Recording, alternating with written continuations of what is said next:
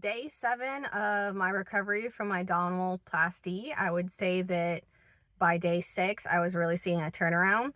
I was definitely questioning my life choices the first few days, and I was in intense pain. One of the things I didn't consider is the fact that I have a swayed back, and I haven't had back pain in a while because I weightlift to strengthen my core. And part of doing the surgery was to strengthen my core and to not get things like hernias potentially in the future. And it also helps with back pain. I have something called lordosis, which I always called sexy scoliosis. Um, makes your butt kind of stick out, and I purposely will tilt my pelvis so that when I'm walking, I'm not like putting too much strain on my back. But you're hunched over for the first 2 weeks of this surgery. So my back is just constantly going out. Another thing to consider is also how you deal with pain medication. So I had something called a syncope episode, which I haven't had since I was like 19.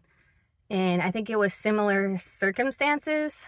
I was taking a pain medication, and it only happened to me once, but it was terrifying.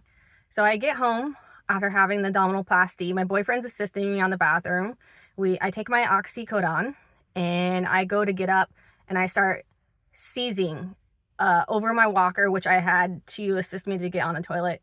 And I'm terrifying my boyfriend at this point. He's like, what do I do? Because I'm like shaking. I call it fancy passing out because it looks pretty extreme. So he didn't know what to do. He's like, do I call an ambulance? And I kind of like came to on the walker, and I was like, I need to get down. So he helped me down on the floor. I hunched over a stool and kind of until I started to come to. And he immediately called the physician, and the physician was really helpful who did the surgery.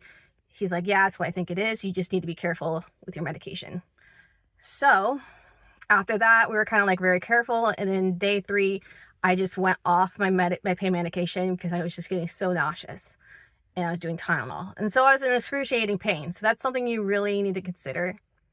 Yeah, so I'll try to keep you guys updated.